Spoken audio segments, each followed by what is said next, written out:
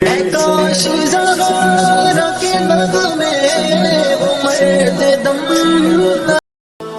اللہ الرحمن الرحیم۔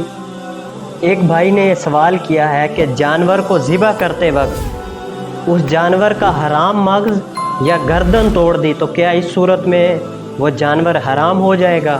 تو اس کا شرعی حکم بیان کیجئے۔ دیکھیے، ذبح کرنے کے لیے جانور کو یہ 4 شرطیں ضروری ہیں کہ جانور کی جو ہے 4 رگیں، ان میں ایک سانس والی ہے، ایک کھانے والی اور 2 خون والی۔ یہ 4 رگیں کاٹنا ضروری ہوں گی، اور یہ جو 4 رگیں ہیں ان کا مکمل یا ان کا اکثر حصہ کٹ جائے، اور اس سے زیادہ کاٹنا کہ چھری جو ہے حرام مغز تک پہنچ جائے یا گردن توڑ دینا تو یہ مکروہ ہے، اور اس جانور کا جو ہے کھانا وہ حلال ہوگا۔ اور کراہت جو ہے اس فعل میں ہے کہ بلا وجہ جانور کو تکلیف دینا، اس چیز میں فقط کراہت ہوگی۔ اس ذبیحہ کا، اس جانور کا کھانا جائز ہوگا، یعنی حلال ہوگا۔ بہار شریعت کے اندر مولانا مفتی امجد علی اعظمی رحمۃ اللہ علیہ آپ فرماتے ہیں، بہار شریعت کی جلد نمبر 3 حصہ نمبر 15 اور صفحہ نمبر 315 کے اندر یہ بیان کرتے ہیں کہ اس طرح ذبح کرنا کہ چھری جو ہے وہ حرام مغز تک پہنچ جائے یا سر کٹ کر جدا ہو جائے تو اس صورت میں مکروہ تو ہوگا، مگر وہ ذبیحہ کھایا جائے گا، یعنی اس کا کھانا جائز لکھا ہے۔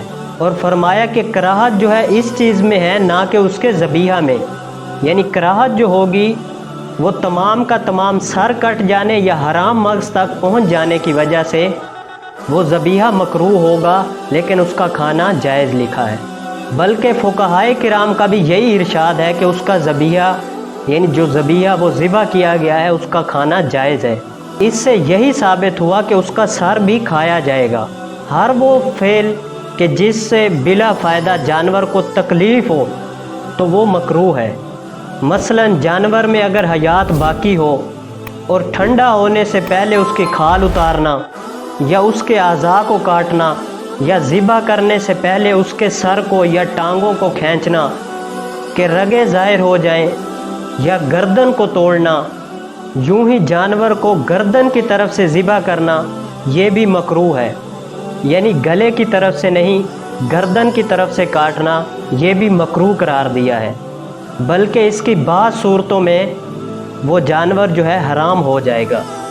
دعا ہے اللہ عز و جل ہمیں ان چیزوں سے بچنے اور قربانی کے اس جانور کا ادب اور اس کی بے حرمتی اور اس کو بلا فائدہ تکلیف پہنچانے سے پوری عطا فرمائے، اور اللہ عز و جل جو بھی قربانی کر رہے ہیں اللہ عز و جل ان کی قربانی کو اپنی بلند بارگاہ میں قبول و منظور فرمائے۔